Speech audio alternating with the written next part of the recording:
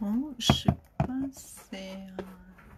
c'est quoi la même chose? Je comprends pas si je suis à l'aise. Oui, c'est bon. Bonsoir.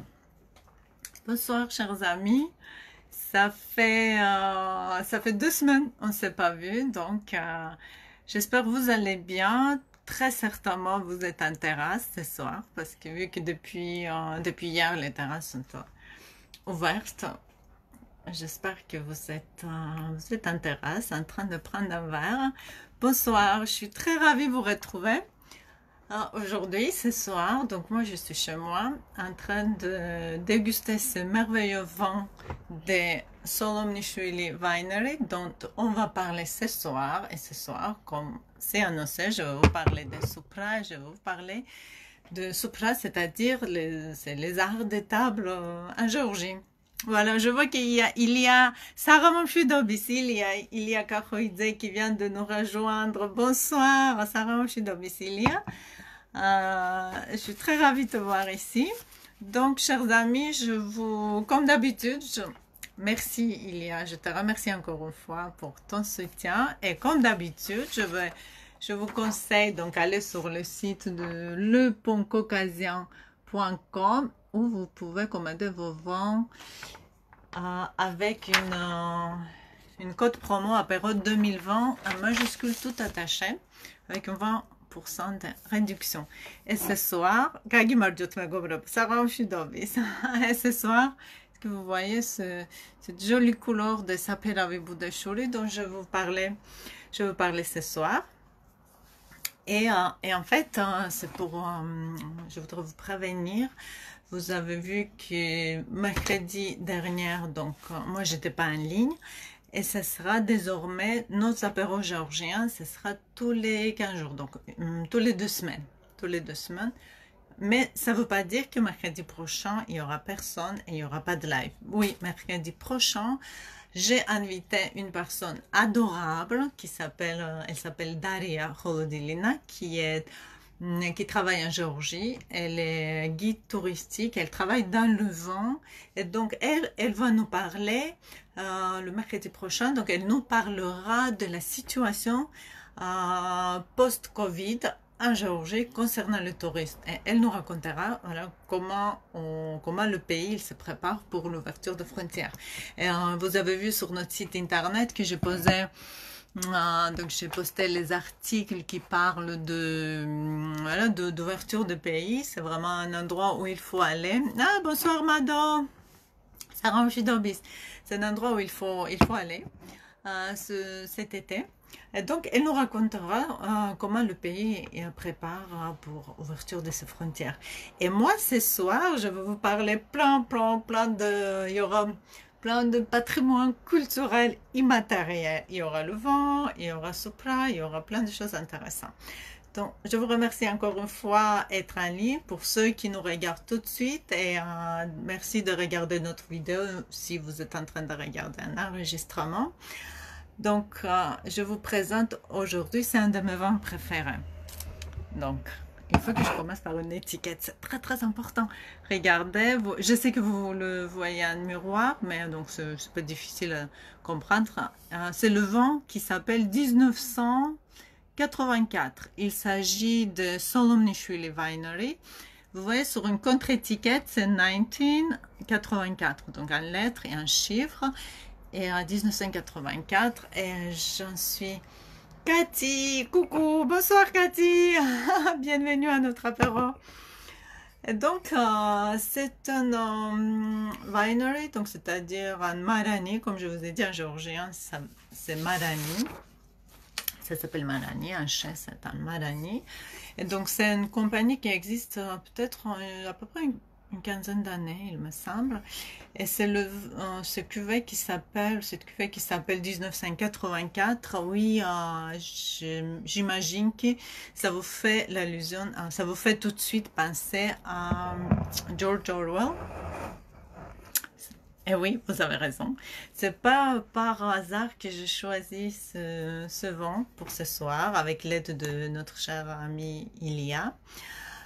Parce que ça nous peut-être je sais pas comme vous, mais moi j'ai ressorti ce livre pendant ce confinement et je le relus encore une fois. Je parle de 1984 de George Orwell, que je trouve bon, c'est très bien, c'est un chef-d'œuvre absolu et qui est très intéressant.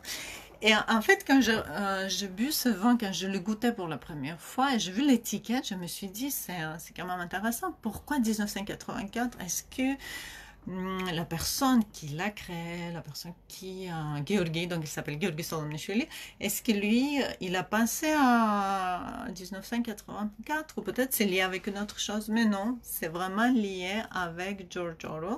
Et comme lui, il a dit dans un de ses interviews, ça lui fait penser de l'époque soviétique, donc c'est un régime totalitaire, bien sûr, dont on parle dans ce livre, et lui, personnellement, il a dédié, on peut dire, cette ligne de vin, ce vin-là, 1984, à ce chef-d'œuvre. Bon, quand on parle de Georgi Solomnichvili, Solomnichvili Winery, on peut ne pas parler de l'étiquette. Il faut absolument mentionner. Je vois que notre cher ami Zoltan nous vient de nous rejoindre. Bonsoir Zoltan, je suis ravie que tu sois ici. Ah, je vois que Marie aussi, elle est là. Salut Marie. Donc là, il y a certains que je connais, ce sont mes amis. Il y a d'autres que je rencontrais, je connais à partir de mes lives. Donc je continue à parler de cette étiquette. Et comme, donc je vous dis, donc c'est 1984, et regardez bien l'étiquette, donc il y a 1, 8, 4 qui sont dans ce sens-là, donc ils sont à l'horizontale, et 9 qui est, comme on l'écrit d'habitude, à la verticale, avec une espèce d'éclaboussure autour. Et comme Georgi, il a expliqué dans une de ses interviews, il a dit, donc 9, il voulait vraiment montrer ce qui est dans cet ouvrage, donc il a vraiment dédié ce vin merveilleux, ce merveilleux vin à ce chef-d'œuvre de George Orwell. Et il a dit, 9, ce sont les gens, c'est un hommage à ces personnes qui vont contre le système et qui permettent de continuer la vie. Bon, oui, merci. Ilia nous a écrit que 1984, c'est aussi une année de naissance de Georgi. Voilà, parfait. Parfait. Voilà, donc c'est bien. Je me posais la question, c'est vrai que je me posais la question si c'était pas l'année de sa naissance. Et merci Ilia pour cette précision. Je salue encore une fois Zoltan Gaumarjos, Mana, et Mana qui vient de nous rejoindre. Managagi Marjos, Sarah Momchidobis. Donc, c'est un vin qui vient de Kareti. Il s'agit de cépage de Boudeshuri. Ça s'appelle Boudeshuri. Je ne sais pas si vous voyez. Non, vous ne le voyez toujours pas. C'est pas grave, je vais vous dire. C'est un Saperavi Boudeshuri 2017. Et regardez contre l'étiquette, c'est un des rares contre-étiquettes qui décrit très très bien ce vin et qui nous parle même de terroir, de sol, etc. Donc dans chaque étiquette, dans chaque cuvée, Georgi, lui, il a son idée. En fait, c'est lui-même, il contribue dans la création de l'étiquette. Il y a Becca. Bonsoir, Sarah Moshidobis, Becca. Et c'est un vin qui est merveilleux. Moi, c'est un de mes vins préférés, je vous avoue, et je le trouve très, très, très intéressant. Donc, c'est un Saperavi Boudeshuri, c'est un cépage qui est originaire de Kareti. Je ne pourrais pas vous dire exactement parce que d'une part, j'ai beaucoup entendu parler qu'il s'agit de cépage à part et ce n'est pas un cépage de Saperavi. D'autre part, j'ai beaucoup entendu, j'ai lu aussi, donc on écrit qu'il s'agit de notre cépage, donc il s'agit d'une variété de Saperavi, soit c'est un cépage à part. Donc il y a plusieurs deux avis là-dessus, et donc parfois j'ai lu les commentaires et du coup je perds le fil, ça m'arrive, c'est pas grave. Et du coup, Taco, Sarah Moshidobis, Guillaume, bonsoir Guillaume. Merci, merci d'être ici. Merci. Et donc, c'est un cépage qui est très intéressant. Donc, il s'agit de vignobles qui se trouvent qui se trouve à Chalauri, c'est un village qui est à Kakheti. Et je vous ai beaucoup parlé de Chalauri, de ce village de Kakheti qui se trouve sur la rive droite de Alazani. Je vous ai beaucoup parlé la dernière fois, avant-dernière fois. Et aussi, je vous ai parlé de terroir, de sol. Là, donc on est toujours sur le sol argileux calcaire qui permet à ce cépage de Budeshuri Saperavi de s'exprimer énormément. Et c'est un vin qui est merveilleux parce que vous trouvez, c'est un vin, c'est pas trop fruité, il a plein d'arômes, mais c'est pas un vin qui est excessivement fruité. Il a plein d'arômes. Saramoshida Bistako. Vous trouverez là-dedans, il y a plein de, il y a de groseilles, il y a le fruit rouge, il y a l'humure, du poivre, et le poivre, feuilles de tabac, vanille, à côté bois fumé aussi, du chocolat aussi. Oui, je l'ai dégusté avant de commencer notre live. Donc, c'est un vin qui est très riche en arômes. En même temps, c'est un vin qui n'est pas, qui est très harmonieux. Voilà. Donc, je vous conseille absolument si vous êtes intéressé. Donc, il y a Kevin nous écrit. Bonsoir Kevin, merci pour votre question.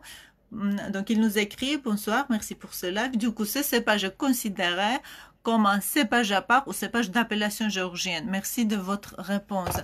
Donc, c'est-à-dire, on parle de Budeshuri Saperavi ce soir. Donc, il existe deux avis. Il faut que je creuse sur cette question parce que pour l'instant, je n'ai pas trouvé une question très nette. Donc, il y a d'une part, il y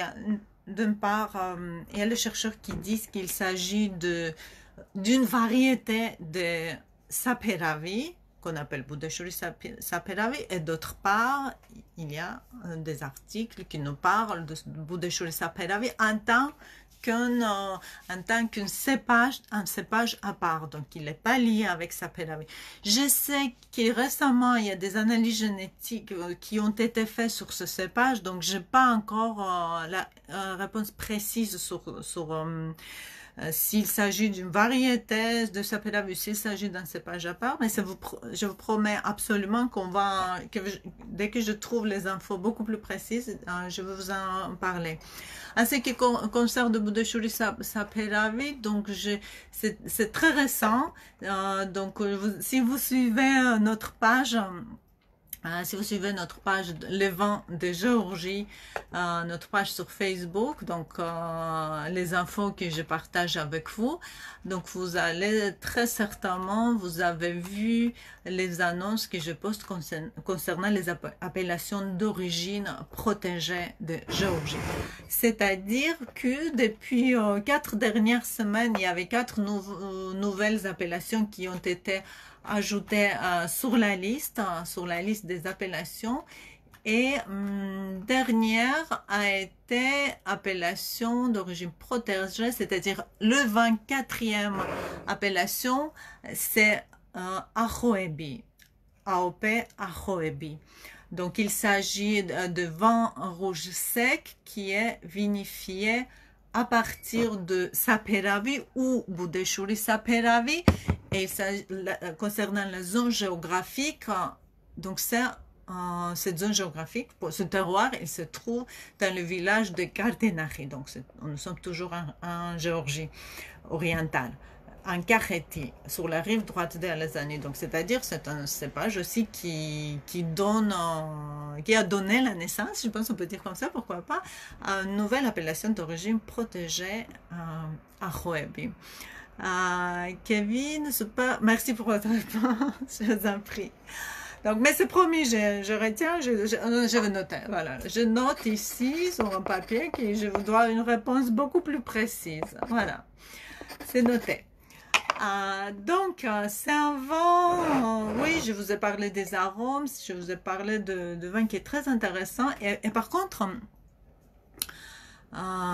oui, il y a, nous précise un Géorgien que les grappes de Budeshuri Saperavi, oui, tu as raison, ils sont beaucoup plus longues, oblongues, un peu plus par rapport aux, pas les grappes, je dis les grappes, les grands de Budeshuri Saperavi sont beaucoup plus longues, un peu plus longues que les grands de Saperavi. Donc c'est la différence aussi, et je pense que s'il y a une différence de la couleur de la grappe aussi, ce qui est important. Mais le vin, comme vous voyez, c'est un vin qui est d'une couleur très profond. Très profond. Moi, il est impossible, il sera impossible de lire quelque chose à travers. Donc, c'est un vin qui est bien foncé. Il a une couleur rouge foncé, rubis. Et par contre, c'est un vin aussi qu'on peut garder assez longtemps. Très longtemps. Donc c'est un vin à déguster tout de suite, où il a aussi une très belle capacité de garde, et vous pouvez acheter des bouteilles, faire un stock, le mettre en stock pour le 10 ans à venir ou 15 ans à venir, donc ce sera toujours merveilleux. En fait, c'est le sol de la rive droite de Alazani, surtout, qui permet c'est ce sol argileux calcaire qui donne cette capacité au vent de pouvoir le garder plus longtemps que possible. Donc cette capacité de vieillissement dans des bouteilles. Donc je voudrais juste vous prévenir que parfois, je ne sais pas pour quelle raison, mais après le live, quand je regarde les enregistrements et les commentaires, il est possible, parfois je vois qu'il y a certains commentaires, je le vois pas pendant le live. Je sais pas pourquoi, je sais pas comment l'algorithme de Facebook il trie ces commentaires, mais en tout cas, si vous me posez la question et je vous réponds pas tout de suite, c'est-à-dire je le vois pas et je veux vous répondre à la fin de live. Voilà. Donc le vent, c'est un merveilleux vent. Donc je vous montre encore une fois l'étiquette. Donc c'est un 1984 de Solomnishvili Winery, et 2017, ça s'appelle avec vous de Shuri, 2017. Et comme vous le savez bien, donc je parle jamais que du vin, je parle toujours d'une question qui est liée avec la culture, avec le patrimoine immatériel de Géorgie. Et ce soir, je voudrais vous parler aussi de l'art des arts, de la table de Géorgie, des soupras. Ces fameux soupras dont vous, peut-être très certainement, vous avez entendu beaucoup parler. Si vous n'êtes jamais allé en Géorgie, ou peut-être vos amis, donc, ce grande consommation, donc nous on sait très bien que la Géorgie c'est un pays vitivinicole, et donc j'ai déjà parlé de l'inscription de la méthode traditionnelle de vinification de l'éclairierie sur la liste du patrimoine immatériel de l'UNESCO en 2013. Je l'ai déjà évoqué plusieurs fois. Aujourd'hui, je voudrais vous parler de Soupra, c'est-à-dire de banquet géorgien, qui a été inscrit sur la liste nationale du patrimoine immatériel de Géorgie en 2017. Et pourquoi ça a été inscrit, je vous le raconterai ce soir. Donc, certainement, si vous êtes déjà allé en Géorgie, ou si quelqu'un parmi vos proches il est allé, vous savez très bien que ces repas géorgiens qui durent pendant des heures et des heures. Très souvent, il y a plein de plats différents, il y a très souvent des... et Cathy nous écrit, on voit pas bien l'étiquette, est-ce que vous pouvez la mettre? Oui, je peux le mettre, mais vous le verrez pas très bien vu que mon live, il est... donc vous le verrez en miroir. Donc, oui, vous trouverez cette étiquette, vous pouvez le trouver sur notre page. Et sinon, je peux vous le mettre dans les commentaires à la fin de live, Cathy. Oui, absolument. Mais je vais essayer encore une fois, mais je pense que... Voilà. 1984 avec un Quevri à côté. Donc, supra-géorgien, c'est quelque chose dont tout le monde parle et moi-même, j'ai eu l'occasion de rencontrer j'ai eu l'occasion de rencontrer des Français ou des francophones ou des étrangers, des Européens qui se sont déjà allés en Géorgie, qui ont déjà eu l'occasion d'être présents sur le supra-géorgien. Il y avait certains qui trouvaient ça merveilleux, comme par exemple, vous avez très certainement regardé sur notre page internet, sur notre page de Facebook, j'ai mis la petite vidéo où Jacques Brel il parle de son voyage en Géorgie. Il a eu une tournée en 1965 ou 6, je pense que c'était plutôt en 65, et où il parle, dans cette petite vidéo, il parle de Tamada, il parle de culture de Tamada. Donc Tamada, c'est une personne qui dirige la table, qui propose les toasts. Et donc, il est absolument fasciné, Jacques Brel est absolument fasciné d'avoir découvert cette culture. Mais en même temps, il faut rester objectif. Moi, il m'est arrivé de rencontrer des gens qui n'ont pas du tout apprécié ça et qui ont dit, ouais, on y est allé, c'était long, c'était ennuyant, Tamada, c'est un tyran qui laisse parler personne, etc. Donc oui, oui, il y a des avis comme ça aussi. Oui, mais il faut...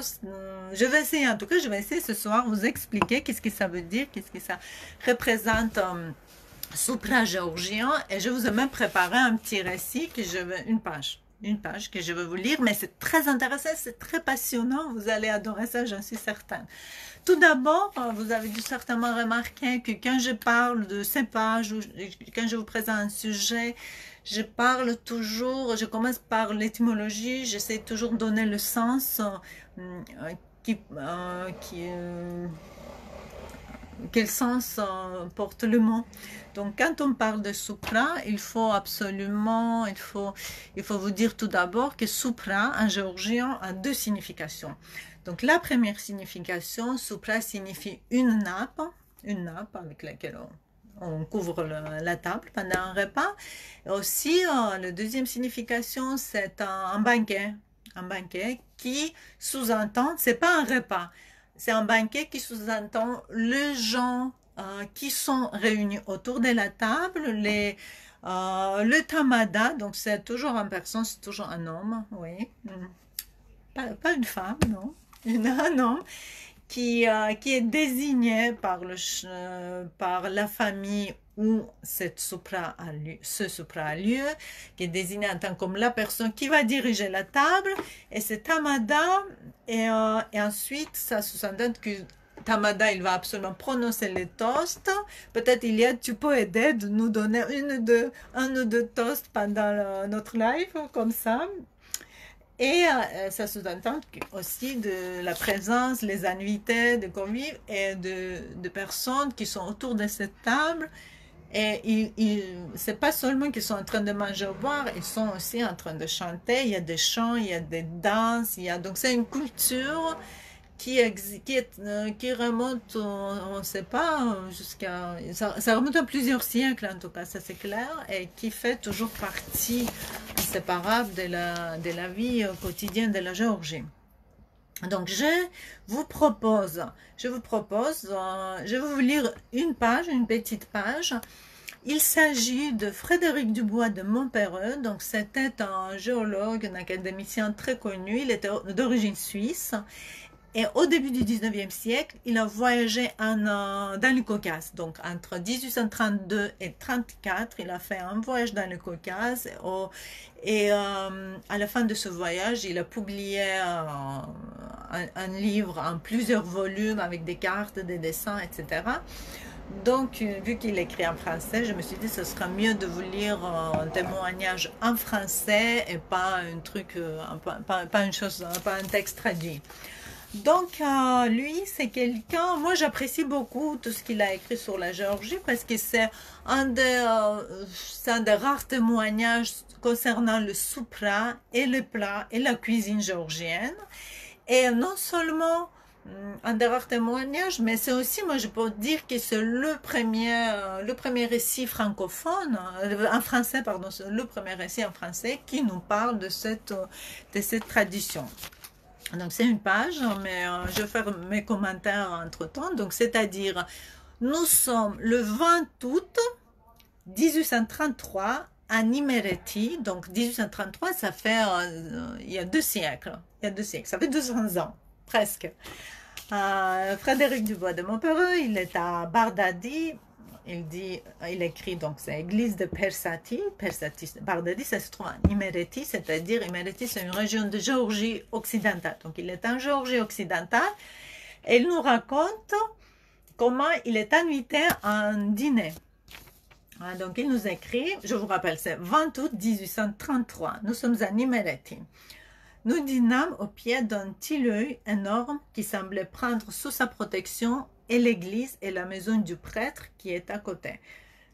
Pour la nuit, mon guide Nicolas Cachiani nous mena chez lui où nous trouvâmes un pompeux souper et où je fus initiée pour la première fois à un vrai repas imérétien. Donc ça c'est déjà intéressant qu'il se trouve chez certains Nicolas Cachiani. Bon, en géorgien c'était très certainement Nico, diminutif Nico ou Nicolas Cachiani, chez qui il dit, mes amis, prochain toast pour notre amitié. Merci, tu seras notre tamada ce soir. Il y a tamada, donc on a le toast pour amitié. Gagi marjo, toi, vraiment. Et donc, voilà, donc il est chez Frédéric Dubois de Montperoy, se trouve chez Nicolas Cachiani, à Imereti. Donc, où il est pour la première fois, il est initié à un vrai repas imérétien. L'heure du repas se signale par l'arrivée d'un grand chaudron de pâte de millet cuit à l'eau sans sel et de plusieurs cruches à large ventre remplies de différentes qualités de vin. Donc, pâte de millet cuit dont l'auteur nous parle, c'est un romi. C'est un plat romi qui est très apprécié en Géorgie, même aujourd'hui. C'est la pâte c'est la farine de millet qui est cuite. On y rajoute d'habitude beaucoup de fromage. C'est délicieux. C'est vraiment délicieux. Donc je continue. L'homme à la chaudière de millet commence aussitôt son office. Avec sa pelle de bois, il entasse devant chaque convive en commençant par le plus digne. Un tas de 5 à 6 pellets de pâte de romi, comme si c'était du mortier. Sa tournée faite, il distribue à ceux qui veulent favoriser la pâte qui s'est un peu roussie en s'attachant au fond du chaudron. Puis on vous apporte du pain de farine de maïs, cuit devant le feu, dans des formes exactement semblables à des dessous des vases de fleurs et qu'on a chauffé préalablement.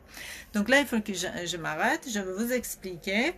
Donc là, l'auteur, il nous parle, quand il parle de formes semblables à dessous des vases de fleurs, donc c'est-à-dire, il parle de ketsi. Ketsi, c'est en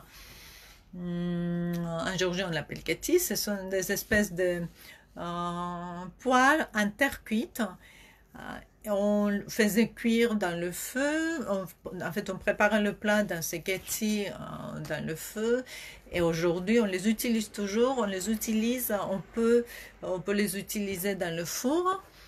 Et si vous êtes à Paris et si vous êtes allé dans le resto géorgien Kolchid, vous avez très certainement goûté de délicieux plats préparés par les cuisinières de Kolchid dans ce ketsi, donc dans ce poêle en terre cuite. Donc quand on le sort, on sert à la table et en fait, comme la terre cuite, elle reste chaude, ça permet de maintenir le plat chaud pendant assez longtemps. Donc je continue ce qu'il écrit notre Dubois de Montperoy. donc dans de formes exactement semblables à des dessous de vases de fleurs et qu'on a chauffé préalablement. Du mouton bouilli ou rôti, quelques légumes tels que haricots ou pois, des ragoûts, des œufs cuits sous la cendre. Le meilleur de ces repas consiste en poulet rôti qui ne sont pas au-dessous de leur renommée, car le poulet est poulard d'Imereti et de Mangrelli, qui ne se nourrissent que de millet, de figues, de mûres et de 100 autres, de blé de Turquie et de 100 autres fruits en abondance, sont célèbres dans le sud du Caucase.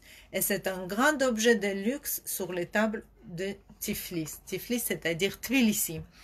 Donc là, je veux juste dire une petite chose. Dans son livre, lui, il parle plusieurs fois de ce poulet et de sauce.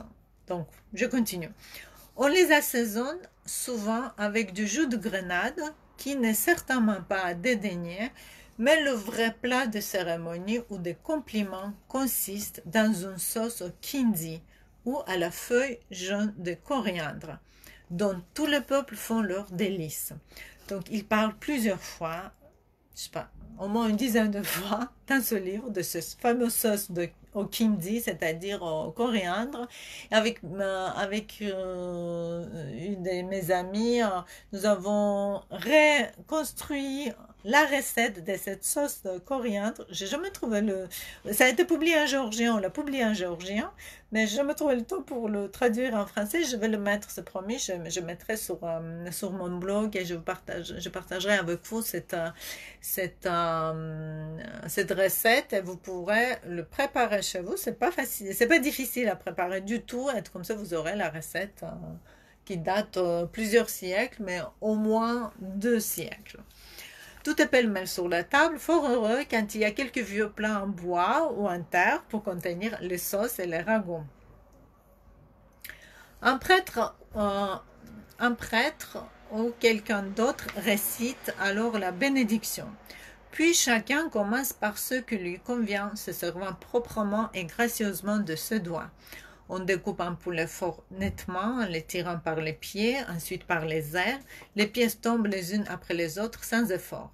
Un coup de main sépare le croupion de la poitrine et l'affaire est faite. Si quelques têtes de mouton offrent trop de résistance, on tire son kijal, khanjali, ou koutla pendu à la ceinture et un coup de revers la fend en deux comme une poire.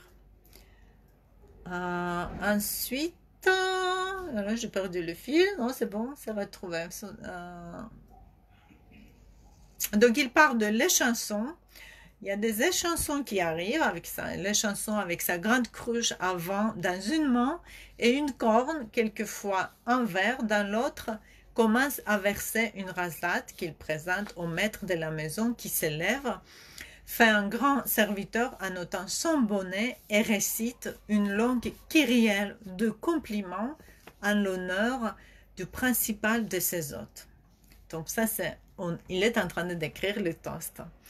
Il le félicite de son heureuse arrivée, lui souhaite la bienvenue et prie Dieu pour lui,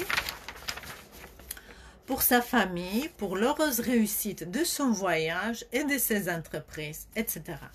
Jamais je n'ai vu de gens complimenteurs sur ce chapitre-là comme des habitants de l'ancien Colchide. On se croit au temps homérique. La seconde corne ou le second verre est à l'hôte principal, qui remercie alors le maître de la maison de son hospitalité et qui lui souhaite 1000 prospérités pour lui, pour sa femme, ses enfants, ses gens, sans oublier personne. Que son millet s'augmente dans son grenier et son vin dans ses crèveries. Là, il utilise le mot kuvshin, qui est traduction en russe de crèverie. Que son bétail soit en bonne santé, etc. Le verre fait ainsi le tour de la table. Les personnes d'un haut rang se font servir par leur chanson particulier qui le suivent partout en voyage et que l'on reconnaît à l'azarpesh, azarpesha en géorgien, ou grande cuillère à soupe en argent doré qu'ils portent enfoncée par le manche à leur ceinture et dans laquelle ils servent à boire à leur maître. Quand les convives sont nombreux, on augmente les échansons qui ont toujours bien à faire, car le premier compliment terminé, chacun boit tant qu'il veut, les Géorgiens, les Imérétiens et les Mingréliens sont bien, à mon avis, de tout le peuple de ma connaissance, les plus grands buveurs. Il paraît qu'il y a longtemps qu'ils jouissent des dons de Bacchus et que la renommée des vins de la colchite avait passé jusqu'en Grèce. Voici, je terminais ici. Donc, je viens de vous citer je pense, le tout premier, en tout cas à ma connaissance, il s'agit de la première description en français de repas géorgien. Donc, je vous rappelle qu'il s'agit de 1833, 20 août. Et donc, ce voyage à Mingrélie et en Imérétie du bois de Montpéreux. Tiniko, Sarah Moshudobis. Bonjour, Tiniko. Bonsoir. Donc voilà, donc c'était un récit que je voulais vous lire absolument parce que quand on y repasse, c'est si vous y êtes déjà allé, et puis il sera d'accord avec moi, aujourd'hui c'est exactement la même chose, c'est pratiquement la même chose aujourd'hui. Et donc c'est Soupra, donc comme je vous ai dit, Soupra, le banquet géorgien avec tous ses composants a été inscrit sur la liste du patrimoine national, sur la liste nationale du patrimoine immatériel en 2017. J'ai oublié de vous dire, quand je vous ai parlé de la nappe, il faut absolument que je vous raconte une histoire, je vous explique qu'en Géorgie, il existe la tradition de la nappe bleue. La nappe bleue, donc en géorgien, on dit Lurgi Supra. Nappe bleue, elle aussi, elle fait partie, elle est inscrite sur la liste nationale du patrimoine immatériel. Donc, la tradition de la fabrication de la nappe bleue en Géorgie. Donc, il s'agit d'une nappe. C'est une nappe bleue avec des figures, avec des dessins blancs. Donc, au centre, vous avez des dessins zoomorphiques ou anthropomorphiques. Et sur des pans de la nappe, vous avez des dessins en forme de, ça s'appelle boté, B-O-T-E-H, ou on l'appelle aussi, c'est un ornement qu'on appelle aussi Paisley, P-A-I-S-L-E-Y. Donc c'est un dessin que vous avez, c'est un ornement que vous l'avez très certainement vu. C'est un ornement qui est en forme de namande et c'est un ornement oriental. Vous le trouverez sur plusieurs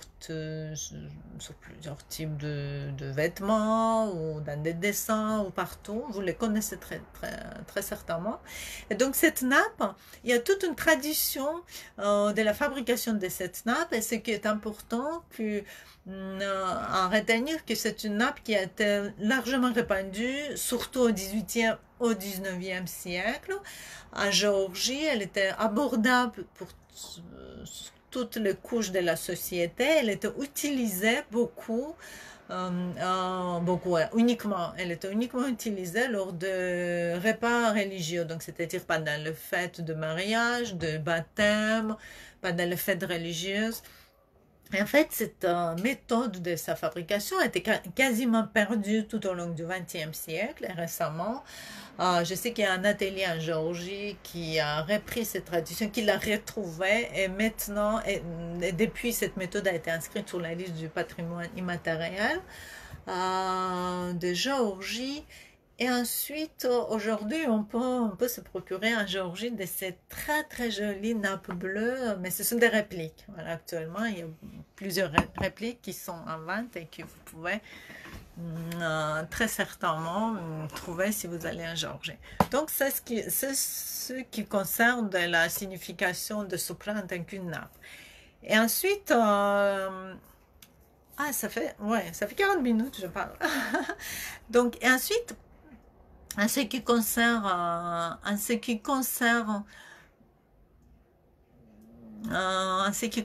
de la Soupra et de la tradition Soupra, c'est ce que je voulais dire. Je pense que ce qui est très intéressant, quand Soupra a été inscrite sur la liste du patrimoine immatériel, il y a plusieurs Géorgiens qui disaient mais c'est étrange. Et en fait, il y a pratiquement très peu de gens qui ont compris quelle était l'importance Pourquoi je le souligne? Parce que quand il s'agit de quelque chose qui est très lié, qui est très ancré dans la culture quotidienne, on ne le comprend pas. Pourquoi le décrire? Parce que c'est quelque chose qui est avec nous tous les jours, et c'est la même chose avec ce plat, avec le banquet géorgien. On ne comprend pas pourquoi le décrire. C'est pour ça que d'ailleurs nous avons si peu de descriptions de cette tradition très intéressante.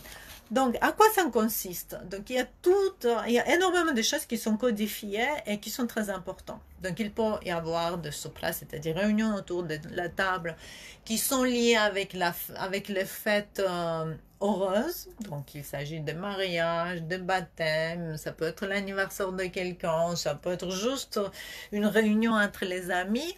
Et donc, il peut s'agir aussi de repas qui sont plus triste. Ça peut être un repas de commémoration de quelqu'un, ou après le décès, après l'enterrement, plutôt après l'enterrement de quelqu'un, ou de personnes décédées, etc. etc. Donc, la différence entre ces deux sopras est très très précise. Déjà, quand on sert, donc en Géorgie, on sert la table avec avec les entremets, ça s'appelle, oui, tout ce qui est en... Zut, j'ai oublié un mot, ça m'arrive parfois, c'est pas grave. Je suis en live, c'est normal. Les plats froids, ils sont servis sur la table, et ensuite il y a des plats chauds qui arrivent. Et quand on sert la table, donc il faut absolument retenir le nombre de plats servis. Donc, pair et impair. Donc, il y a la différence entre pair pour la fête et pour le sopra de l'occasion heureuse, et nombre impair de plats servis. C'est pour des tristes occasions. Ensuite, il y a la différence dans le nombre de toasts que Tamada propose à ses convives. Bien sûr, les sopras il y a, si je fais une faute, ou si j'oublie quelque chose, tu me reprends et tu me rappelles, s'il te plaît. Et ensuite, il y a le nombre de toasts qui sont différents de sopras, dans les sopras qui sont organisés pour l'occasion heureuse, et contraire. Et aussi, bien sûr, le sopra de mariage, ça peut durer jusqu'à lendemain, et ça peut durer toute la nuit, parce que c'est une fête, c'est une réunion festive, etc. Donc, il y a toujours des personnes qui dansent, qui chantent. Entre les toasts, il y a toujours tamada, donc c'est-à-dire la personne qui dirige la table, c'est la personne qui propose ces toasts. Parfois, il peut y avoir, parfois et assez souvent, de temps à autre, il y a des gens qui peuvent servir une corne à boire, par exemple, pour un toast particulier, pour quelque chose de très important, très particulier, et c'est un conte, comme Dubois de Montperron il nous a écrit, c'est un conte qui fait le tour de la table. Donc, il n'y a rien qui a changé depuis plusieurs siècles, il n'y a rien, et très peu de choses qui ont changé. Et alors, c'est une très bonne question, où nous sommes aujourd'hui. Est-ce que ça continue? Est-ce que ça continue pas? Il faut dire aussi, c'est une question importante, il faut dire que pendant toute l'époque soviétique, ce plat géorgien, c'était une espèce de résistance aussi au système soviétique. Parce que très souvent, on pouvait se permettre de dire certaines choses dans des toasts qu'on ne pouvait pas se permettre de dire comme ça ouvertement, parce qu'on habitait sous le système soviétique, sous un système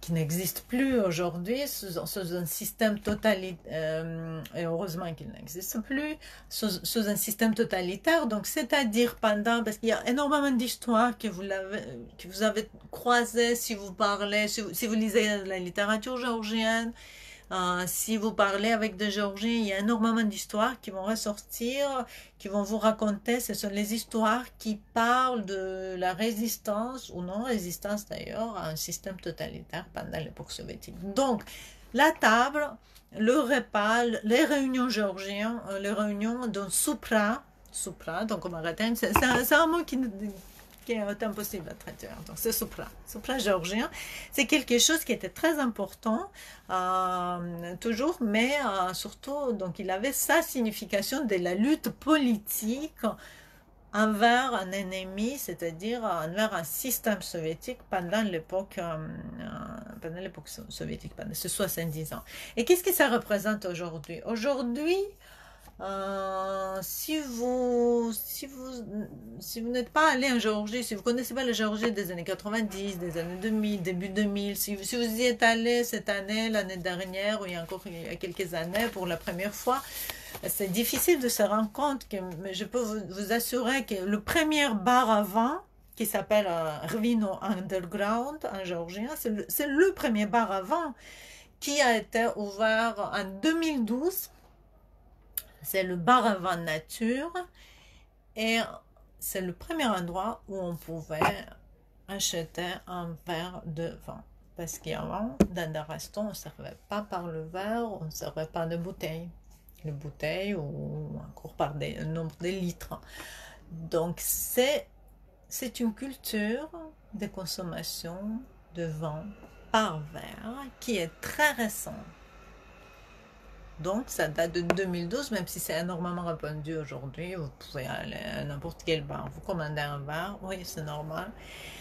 Mais qu'est-ce que ça a changé? Moi, je me pose la question, je me dis que ça change, ça apporte des changements dans le soupra géorgien.